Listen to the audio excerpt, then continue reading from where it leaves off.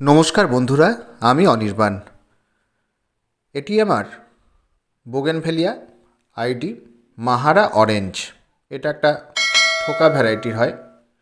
এর ফুল অনেক দিন থাকে শাখাতে, শেষে শুকিয়ে গেলে কাঁচি দিয়ে কেটে সেগুলো বাদ দিতে হয় গাছ থেকে।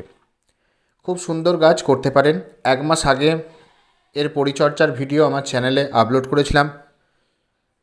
একজন বন্ধু, তখন গাছে ফুল ছিল না, সেই মুহূর্তে যে পরিচর্যা আমি দিয়েছিলাম, তা গতকাল এক বন্ধু আমাকে কমেন্টে জানতে চেয়েছিলেন যে গাছে ফুল কোথায় দাদা। তা ওনার জন্যই আমি এই শর্ট ভিডিও করছি। অবশ্যই আশা করি আপনি দেখবেন এই মাহারা ফুল, মাহারা অরেঞ্জ। আশা করছি আপনি দেখে খুশি হবেন। তা দেখুন, শাখায় শাখায় ভরে গেছে ফুল, অনেক দিনই ফুল ফুটছে। আমি সময় পাচ্ছিলাম না এই গাছের ভিডিও করার।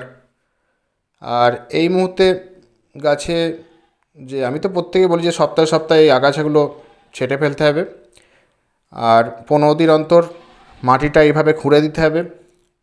আর এখন খাবার হিসাবে দিতে হবে NPK 10-26-26। এখন ফসফেট আর পটাশিয়ামের চাহিদা গাছে প্রচুর থাকে। আর আপনারা যারা জৈবভাবে দেবেন তারা 1 চামচ বোন মিল আর 1 চামচ কলার খোসার ডাস্ট, এবার এখানে খাবার দিয়ে জল দিয়ে দিতে হবে।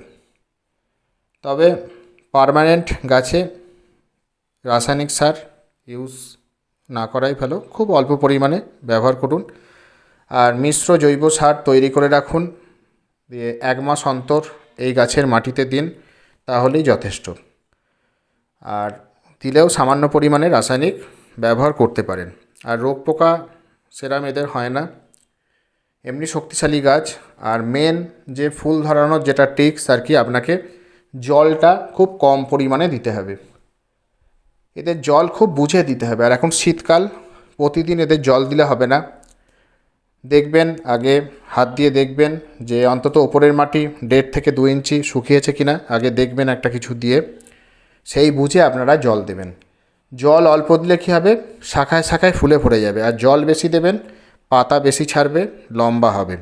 আর এমনি পেটুক গাছ খেতে দিতে হবে বেশি করে, তাহলেই দেখবেন এই গাছ খুব ভালো থাকবে, খুব সুস্থ থাকবে, প্রচুর ফুলে ভরে যাবে। আর এই শীতে তো প্রচুর প্রচুর ফুল পাওয়া যায়। আর এর আগেও আমার চ্যানেলে অনেক বোগেনভেলিয়ার ভিডিও আছে, আপনারা একে একে দেখবেন। আর অবশ্যই আমার এই ভিডিওটা সেই বাগানি বন্ধু অবশ্যই আশা করি দেখছেন, খুব ভালো লাগবে আশা করি। ধন্যবাদ।